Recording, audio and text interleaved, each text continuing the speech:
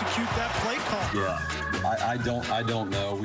You'll have to, whenever you talk to Nick, just kind of see where he's at with that. I'm the one out here getting hit. Sometimes the guy calling the plays, Matt Nagy, he doesn't know how much time there is back here. He hasn't said, I mean, he'll probably explain what he meant by that. That was definitely a miscommunication with Brian and I. That's something that they have to get worked out. Matt and I have a great relationship on the sideline with conversations and everything. I just want to get in a rhythm. It was just a miscommunication of words because that's not what I was trying to. Hey, get ready. We're turning it up. I have a great relationship with him. We are in such a good spot with our relationship. It doesn't matter if you're in marriage or what. If you keep something, away from your wife and you don't ever talk about it, if you're married, it turns into something that it shouldn't be. All right, it's that time again for the real Mike Rob report. And Rob, help it make sense. Make it make sense, my friend. The Bears are 5-2, but they play like they're 2-5. Is it the play calling? Is it the playmakers? What's going on with their run game? Yeah, I've been very critical of Matt Nagy myself. I didn't think he really knew how to call a good run game. But, I mean, here of late, some of these offensive linemen got to take a little responsibility for what they're putting on tape. You look at this film here. There's two safeties back, so there's a light box. This is made for running the football. You look right here, 7 defenders, but there's 8 blockers. And just look how these defensive tackles control the line of scrimmage. And David Montgomery has nowhere to go. How do you cut back? Where do you go in all of that mess? And so the offensive line can't get to the second level. So you tried the zone scheme. Now you're going to try the gap scheme with double teams. And yes, I know you're playing Aaron Donald, the best football player in the world, but come on. It's 2 of you guys against 1 of him, and you're not able to get to the second level. And again, David Montgomery is the guy in the backfield getting hit. And yes, we wonder why it doesn't matter what quarterback is in the game.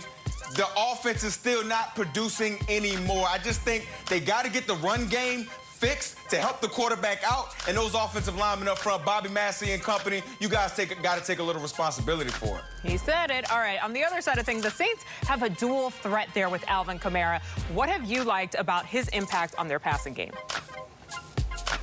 Yeah, Alvin Kamara, man. I mean, he's the new age of a back that you really can't take off the field. He can return kicks. He works out of the passing game, works out of the run game. When Michael Thomas went down, I didn't think that this team could exclusively lean on Alvin Kamara to win games, but I was wrong, of course, and that's exactly what they've been doing. 5 straight games with over 100 scrimmage yards. Hell, he leads the National Football League with over 800 and something scrimmage yards. This kid is dynamic. He can do anything on the football field. He can even throw the football. I expect to see him have even more of an impact when Michael Thomas gets healthy and gets back in the lineup. All right, real quick, Rob, who do you have winning this one? I have the Saints winning this game 20-14. I think it'll be a close one. That Chicago Bears defense, Khalil Mack, he's going to be a problem. But I think at the end of the day, it's too much Drew Brees, too much Alvin Kamara. Saints get the win. I'm right there with you. I also have the Saints. I mean, on a lot of these, we're like right here, Rob. I see you. I see you, my friend. All right, Rob, thanks. I got you. Let's get to some game theory with Cynthia Freeland, who's with us now. This is a little game we want to call higher or lower score. So first up, Cynthia, Vikings-Packers, higher or lower than 55 points in this one?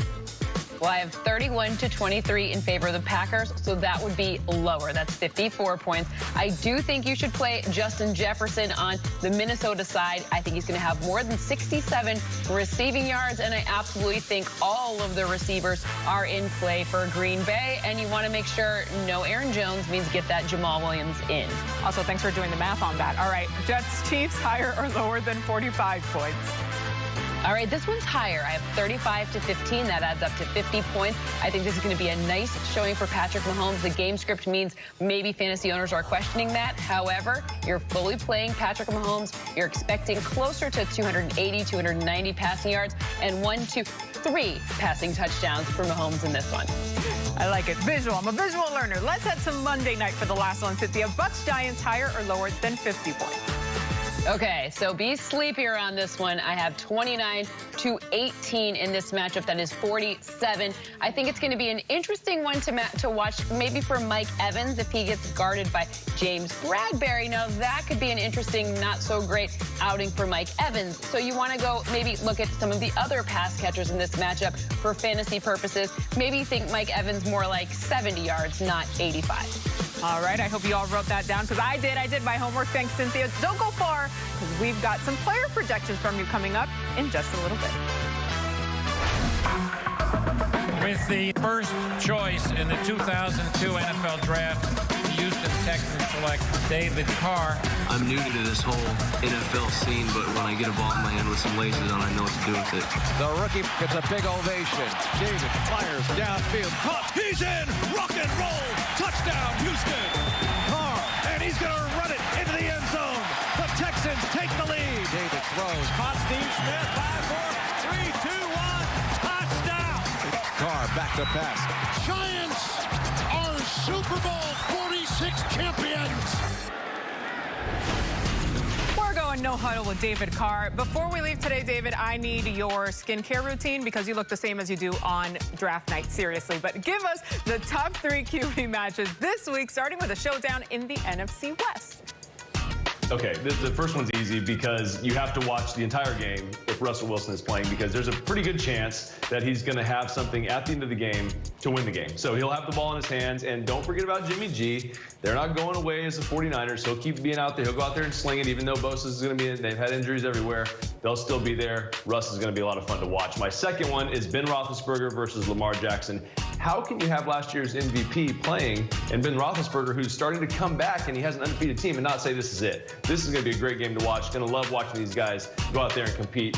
Should be a big, physical, fun football game. And my last one, anytime a young quarterback, in particular, Tua Tagovailoa, is going to come out and play in his first game, you got to make it the number 1 matchup. So the number 1 matchup for me is Jared Goff versus Tua. I actually think Tua going out there with Chan Gailey's offense is going to look a little bit different after the bye week, and I think that they actually are going to win this football game 35-28. A little sneak peek at an upset alert there. But I think Tua's super accurate, lots of fun to watch. Loved him when he was playing in college. Really excited to see him play this weekend. David, you had to end with my anxiety-ridden game, didn't you? And Tua, I like that too. You know I'm not picking against him in the week he makes his first start in the NFL. I have the Dolphins too. All right, David, thanks so much. As we successfully enter the midway point of the NFL season, we're seeing how the NFL's player health and safety protocols developed and adapted over the last 8 months to allow for a safer return to football. In the latest episode of Gaining Greatness, presented by Sleep Number, we dive into the